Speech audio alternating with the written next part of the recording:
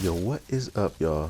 It's 𝐒𝐲𝐻 again with my second Outriders build. You know what, man? When it comes to builds, I don't know how to stop. I just love theory crafting. And if a game has depth that allows me to make different kinds, I will continue to make them. This week's build is with Pyromancer. I love the playstyle personally. I already enjoyed playing with him in a demo when it was more difficult to play with him than others. But after the devs buffed him, he feels even better. And real quick, before we get started, if you enjoy builds from the Technomancer all the way to the Devastator, also Outriders guides and gameplay, then this is the place to be. So don't hesitate to drop a like and subscribe to my channel. Now listen, there are a lot of Pyromancer builds out there saying this is the best way to use the Pyromancer. You know, how to get infinite volcanic rounds. Let me tell you something. This build has a legendary weapon mod combination that is so deadly. So much so that I would often forget to use the volcanic rounds. That's how much damage this deals. And of course, don't get me wrong, that skill is very good to use by your side. But with this build, I'm simply using it as a bonus. So you don't even need to rely on it to deal the damage you need required to be successful at in-game. At first, I didn't know what to call this build, but while playing, it made me feel as though I was constantly unleashing fury on all enemies in sight. That's how it felt. And honestly, look at how fast these enemies are dying. Even captains don't stand a chance. Okay, I've made you wait long enough. Let me show you this build already. Alright, this build's weapon mod combination allows for the Pyromancer to become a crowd control and a single target DPS all in one. You ever heard of the mod Minefield? Did you know there was a legendary version of it? Yes, it's called Legendary Minefield. Now, you may be thinking that Legendary Minefield activates after getting the kill, right? So it's not worth it. Absolutely not. And it's why this mod is necessary to get, because the minefield activates when you land a crit on an enemy and the cooldown is 3 seconds. So this in combination with the other mod I'm using is just too much. But let me first briefly explain where to get the Landlubber Sniper, which has a legendary minefield mod needed for this combo.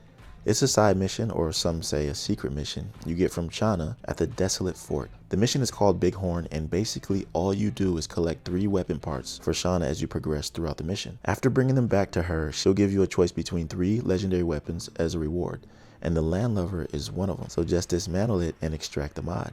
Now here's where the magic happens. Do you have the Thunderbird legendary assault rifle?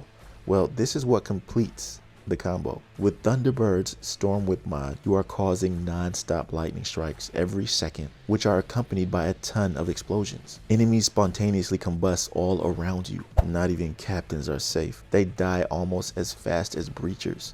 Man, this is nuts. I mean, there are many mod combinations, but when putting certain ones together, they become solidified as a meta of mods. This is one of them for sure.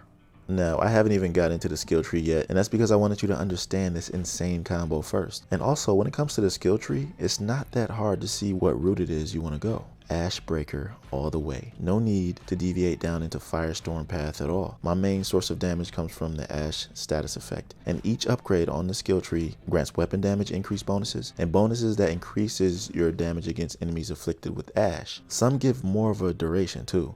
They're really useful. This tree is basically here to give you the best result while utilizing anything regarding Ash, so you need to make sure that your skills cater to that as well. I'm using volcanic rounds for a nice damage boost every now and then.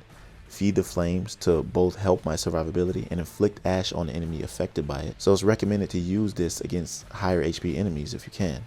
And finally, Ash Blast, which is so good and will save you from so many situations. I'll explain how when I get there on the gear mods. And here we are. The gear is specific too.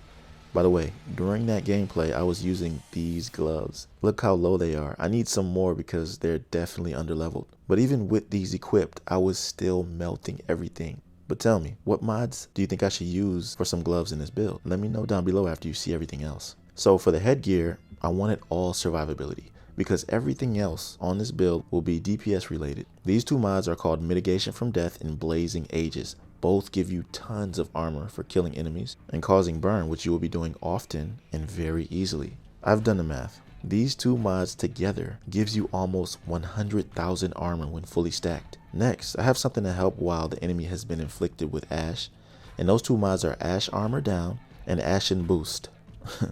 This is crazy. So first of all, you're debuffing the enemy, then dealing an extra 20% damage afterwards. The perfect setup.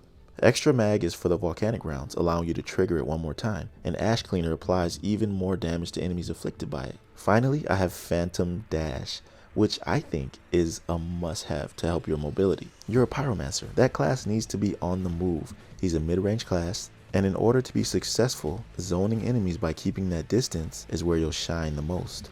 Oh, and check this out. Did you notice that this volcanic rounds mod decreases the enemy's armor by 30%? I don't really understand why that is, because volcanic rounds ignores armor completely anyway.